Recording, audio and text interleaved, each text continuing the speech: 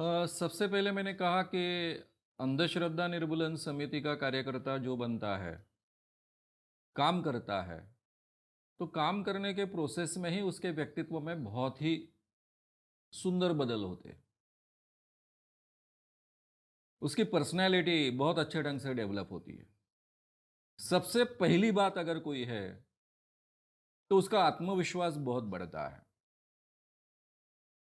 क्योंकि अभी जो उसने अपने आप को कार्यकर्ता कर कर मान्य किया है, ये विचारों को स्वीकारा है, तो मैं जो सोचता हूँ, मैं जिस चीज़ को मानता हूँ, मेरे बुद्धि को जो चीज़ जचती है, वो अपने जीवन में स्वीकारता हूँ। इसमें से एक अलग ढंग का व्यक्तित्व निखरित होता है, विकसित होता है। उसमें से बहुत उसका आत्मविश्वास बढ़ जाता है, सेल्फ कॉन्फिडेंस बहुत बढ़ जाता है, ये सबसे पहले महत्व की बात है। दूसरा बात वो बहुत निडर बनता है। हर तरीके की जो डर होती है, फ़ियर होती है, उसके जीवन से निकल जाती है। अब सबसे बड़ी फ़ियर हमारी ज़िंदगी में काहे की होती है? पहली तो होती है भूत, प्रेत, तंत्र, मंत्र इन चीज़ों के लिए बहुत आदमी बचपन से जो संस्कार होते हैं उस कारण बहुत डरता है। ये सब तरीके के डर निकल जाते हैं। कोई दैवी शक्ति के कारण कोई आपका बिगाड़ सकेगा, ये भी डर निकल जाता है। फिर तीसरा डर होता है जीवन में, वो यानी मृत्यु का भय होता है। या तो रोज़ गुंडों को फेस करना होता है। तो जो आदमी निडर नहीं भी है, डरपोक भी है, वो धीरे-धीरे निडर बनता है या फिर जिसका ऑलरेडी निडर बनने की प्रोसेस शुरू हो गई है, वही कार्यकर्ता कर कर आगे चलकर टिकता है। तो अंदर-बाहर से बहुत ही अच्छे ढंग से निडर निडर बन जाता है। दूसरी महत्व की बात ऐसी है कि उसको लोगों के साथ में बातचीत करने का, लोगों को कन्विंस करने का, लोगों के साथ में संपर्क रखने का अभ्यास हो जाता है। इस कारण उसका ह्यूमन रिलेशंस बहुत अच्छे ढंग से सुधरता है। उसका बातचीत करने का ढंग सुधर जाता है। अभी हमारा पूरा जो काम चलता है, वो किस ढंग से काम चलता है? अंधविश्वास का काम यानी सगळे सबसे पहले महत्व का काम होता है लोगों को समझाना, लोगों का प्रबोधन करना। चाहे चर्चा के ज़रिए, डिस्कशन के ज़रिए लोगों को समझाना, क्वेश्चन आंसर्स के ज़रिए लोगों को समझाना या फिर स्टेज पर खड़ा होकर एक भाषण देकर लोगों को समझाना। कोई भी प्रोसेस अगर वो यूज़ करता है, तो उसके बोलने की क्षमता दिन-ब-दिन बढ़ती है, लोगों को कन्विंस करने की क्षमता बढ़ती है, वो अच्छा वक्ता बनने की दिशा में प्रयास करता है और कुछ दिनों में बहुत अच्छा वक्ता बन जाता है। हालाँकि मैं बहुत ही मेहनत से भाषण कला सीखा हूँ, ये वक्तृत्व कला सीखा हूँ। मैं हमेशा कहता हूँ कि ये वक्तृत्व कला सिखाने का भी हमारा मूवमेंट का एक बहुत महत्व का हिस्सा रह चुका है। मेरे संगठन में जितने अच्छे वक्ता हैं, उतने बहुत अच्छे वक्ता कम संगठनों में होंगे या फिर पॉलिटिकल पार्टीज़ में भी इतने अच्छे वक्ता नहीं हैं। इसका कारण ऐसा है कि हमारा पूरा काम ही प्रबोधन का काम होने के कारण जो लोग अच्छे ढंग से कन्विंस कर पाते हैं, लोगों को अच्छे ढंग से अपनी बात रखते हैं, बार-बार व्याख्यान होते रहते हैं। नए लड़के आते हैं तो बड़े व्याख्यान में वो शरीक होते हैं, दूसरे जो अच्छे बोलने वाले हैं, उनके साथ में थोड़ा-थोड़ा बोलना शुरू करते हैं। उनके सामने किस ढंग से लोगों को कन्विंस करना है, ये सब बातें सामने होती है। कन्विंस करने के लिए कैसे अच्छे ढंग से आर्गुमेंट्स करने चाहिए, ये भी बातें उनके सामने होती है। धीरे-धीरे वो सीखते हैं, खुद बोलने लगते हैं और अच्छे ओरेटर बनते हैं। यानी एक तरफ बहुत अच्छे ढंग से लोगों के साथ में संवाद कर सके, ये भी कौशल उनको प्राप्त होता है। दूसरी तरफ ओरेटरी का भी कौशल उनको प्राप्त होने की गुंजाइश बहुत बढ़ जाती है। ये और एक फ़ायदे की बात है।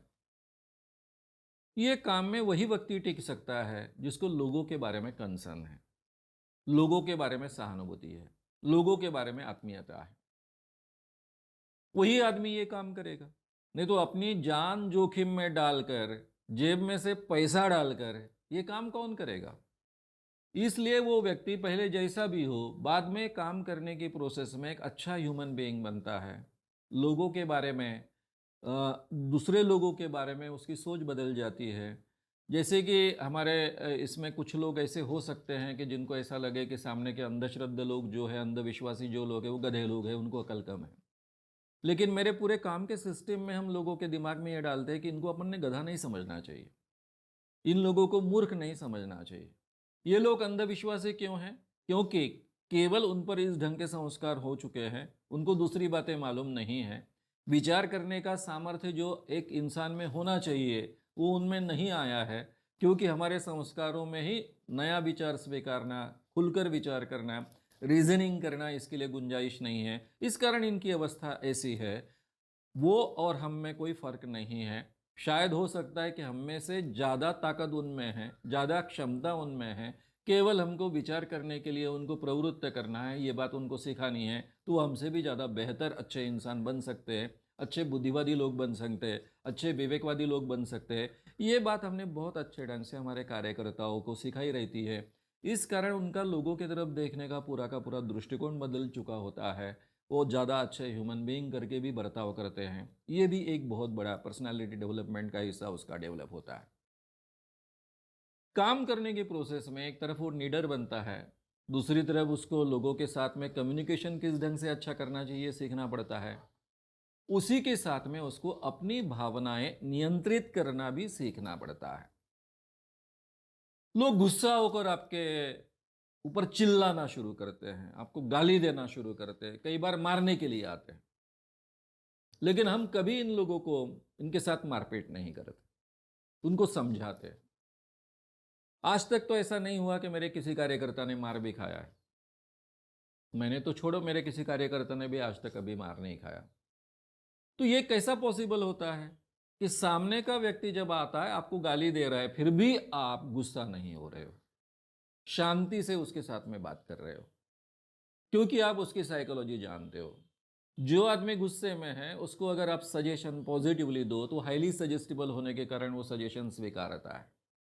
अभी कहने का मतलब, सामने का आदमी गाली दे रहा है और गाली देने वाले व्यक्ति के साथ में मैं कह रहा हूँ कि भाई साहब, मैं तो आपको भाई साहब कह रहा हूँ, आपसे बहुत अच्छे ढंग से प्यार से बात कर रहा हूँ, आप मुझे गाली दे रहे हो। आप जैसे पढ़े लिखे व्यक्ति को, आप जैसे इतने अच्छे व्यक्ति को ये बात ठीक नहीं है। आप प्यार से भी बात कर सकते हो। अब ये बात अगर आप बार बार दोहराओगे, तो डेफिनेटली सामने के व्यक्ति पर वो परिणाम होता है, वो सजेशन लेता है और उस ढंग से बर्ताव करना शुरू करता है। तो मेरे कार्यकर्ता अपने ज़िंदगी में अपनी भावनाओं को नियंत्रित करना, जो नेगेटिव भावना है उनको नियंत्रित करना सीखता है। किसी भी स्थिति में, किसी भी अवस्था में वो विचलित न हो, इस ढंग से अपनी आपकी पर्सनैलिटी डेवलप करता है, तो उसके बिहेवियर में फ़र्क आता है। इतना ही नहीं तो उसके हर एक्शन में फ़र्क आता है। इतना ही नहीं तो उसके इमोशंस में फ़र्क आता है, विचार करने की प्रक्रिया में फ़र्क आता है और एक बेहतर, बेहद अच्छा इंसान बनने की दिशा में वो प्रयास करता है। मैं हमेशा कहता हूँ कि अपने जीवन का उद्देश्य क्या है? बेहतर इंसान बनना। बेहतर इंसान बनने के लिए दूसरों को प्रवृत्त करना। अंधविश्वास का काम भी उसी के लिए है और उसी दिशा में हम सब प्रयास करते हैं, उसी दिशा में हम सब चलते हैं और इसलिए पर्सनैलिटी डेवलपमेंट के क्षेत्र में बहुत अच्छे फ़ायदे हमारे कार्यकर्ताओं को कार्यकर्ता बनने के कारण मिलते हैं। अगर आपको ये वीडियो पसंद आया हो तो उसे ज़रूर लाइक करें। लोगों में ये अवेयरनेस फैलाने में हमारी मदद करें। वीडियो को ज़रूर शेयर भी करें।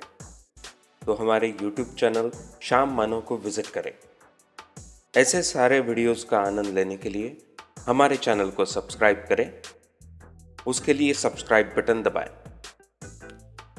नए वीडियोस का नोटिफिकेशन पाने के लिए बेल आइकन दबाएं।